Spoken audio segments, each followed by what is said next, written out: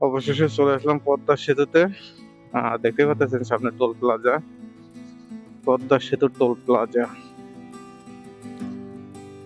অন্যদিনে এই পাশটাতে দাঁড়াই, কিছু সময় রেস্ট করি। আজ ভাবছি ওই পাশে যাবো, ওই পাশে যেয়ে তারপরে রেস্ট করবো ফাঁকা জায়গায়।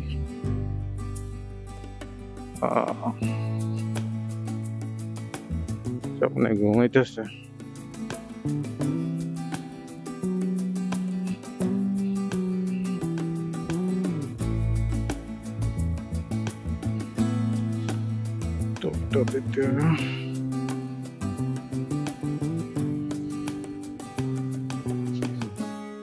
টোল দেওয়া শেষ।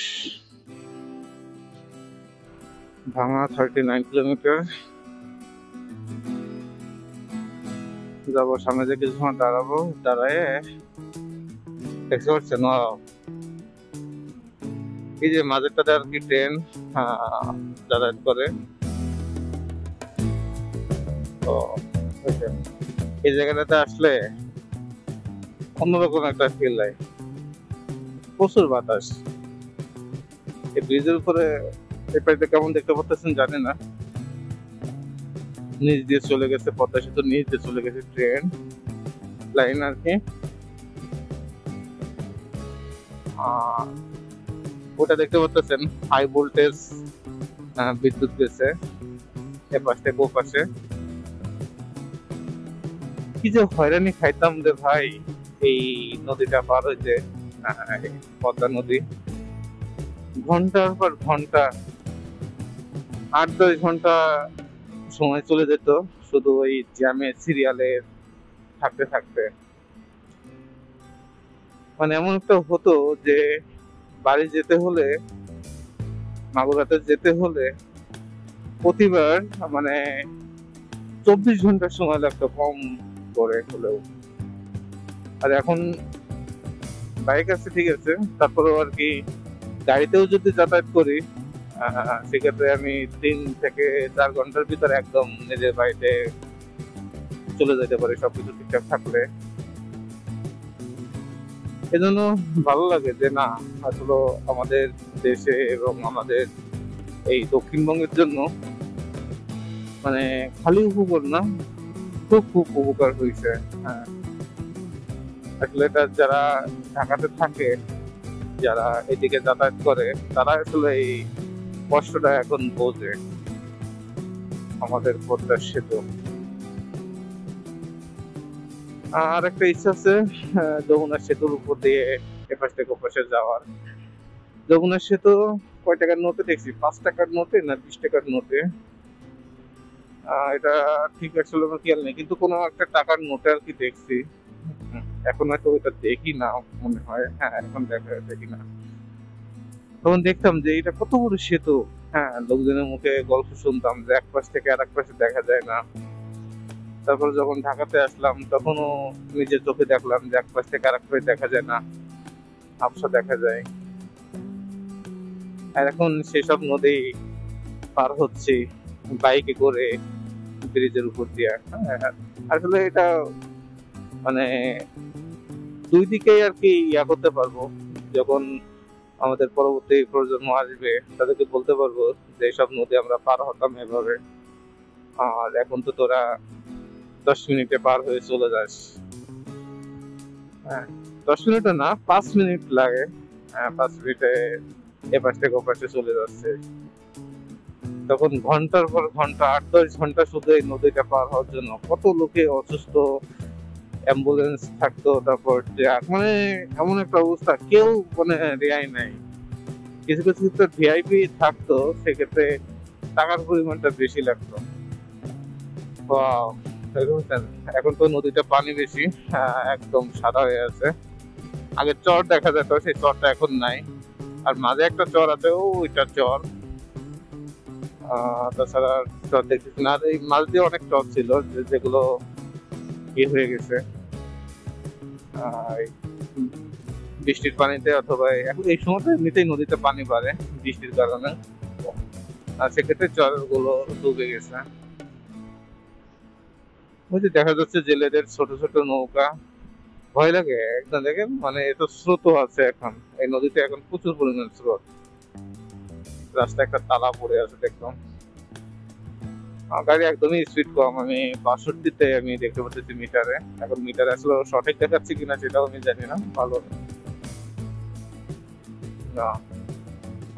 এইখানে যদি কোনো একটা অবস্থা হয়, নৌকাটা যদি ডুবে যায়, আসলে এখানে তো কেউ বাঁচানোর মতন কেউ নাই, দেখার মতন কেউ নাই। তো স্রোতে একটা পাক দিয়ে নিয়ে চলে যাবে। পদ্মা সেতু দেখতে দেখতে যাচ্ছে, মানে উপভোগ করতে করতে যাচ্ছে একটা ফ্যামিলি, ছোট ফ্যামিলি। সামনে একটা বাচ্চা, দুর্ভাগ্যবশত বাচ্চাটার মাথায় কিছু নাই, হেলমেট নাই। আসলে এটা আমাদের সব থেকে বড় ভুল। বাচ্চাদের সেফটিটাও প্রয়োজন এর সাথে।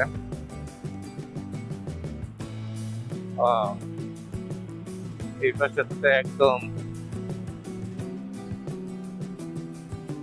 এই বড় বড় বিল্ডিং গুলো আসলে কিসের, এটা আসলে আমার ঠিক জানা নেই। কেউ যদি জেনে থাকেন অবশ্যই আমাকে কমেন্টে জানাবেন। এই জাজিরো প্রান্তে এই বড় যে বিল্ডিং গুলো আছে যে কয়েকটা, এগুলো আসলে কাদের, এটা কিসের, মানে কোনো কোম্পানির অথবা কোনো সরকারের কিনা, অথবা যে এখানে একটা আর্মি ক্যাম্প আছে সে আর্মিদের কিনা সেটাও জানি না। দেখতে রিফ্রেশটা কতটা ক্লিন লাগতেছে।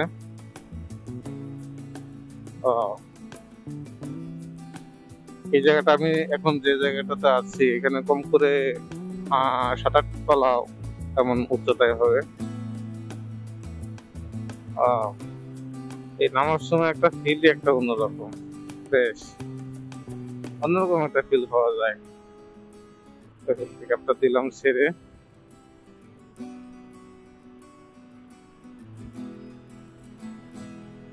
ডানে আস্তে আস্তে সিগন্যাল দিতে হবে, আর ডানে কেটে যাবো আমি।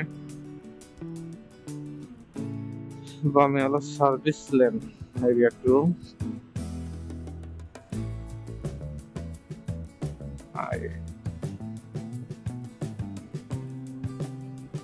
সামনে কোথাও যায় দাঁড়াবো।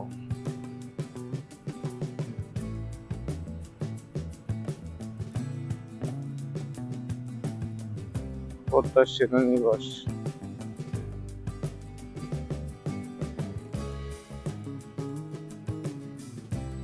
এই যে এই উপরটাতে এটা চলে গেছে, রেল যাতায়াত করে এটাতে।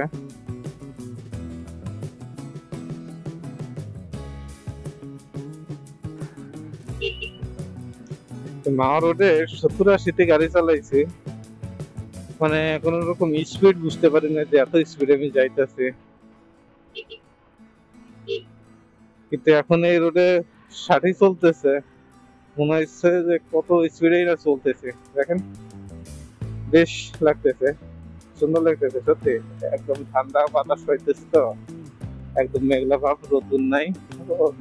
সামনে তো মেঘ দেখতে পাচ্ছেন কি পরিমাণ মেঘ। কোথায় যে বৃষ্টিতে ধরাটা খামু, এবারে তো দাঁড়ানোর মতন জায়গা ছিল, কিন্তু সামনে দাঁড়ানোর মতন জায়গা পাবো কিনা বুঝতে না। আমার কাছে অনেক কিছু ডিভাইস আছে ইলেকট্রনিক্স, যেগুলো ভিজে যাওয়ার সম্ভাবনা আছে। ভিজেগুলো পুরোটাই এখানে মানে একটু ভালো থাকার কোনো কিছু সম্ভাবনা নেই। ও এই ক্যামেরাটাতে হয়তো জল যাবে না, এটা খুব আছে। তাছাড়া তো দেখছেন, ও নো, এখানে যদি শাপলা ফুলগুলো এখন যদি সকালবেলা তো শাপলা ফুলগুলো ফুটে থাকতো, এখন তো সকাল না, শাপলা ফুল আছে এখানে। বুঝতেই পারতেছেন কত সুন্দর একটা ভিউ পাওয়া যেতে এই মোড়টাতে।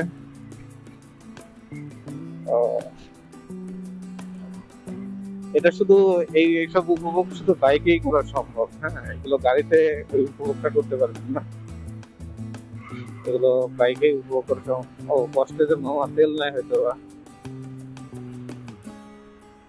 এই বাইক চালানোও কষ্টের। এর ভালো দিক খারাপ দিক দুটাই আছে, এই জন্যই সবসময় তেল পর্যাপ্ত পরিমাণ ঢুকে রাখা উচিত।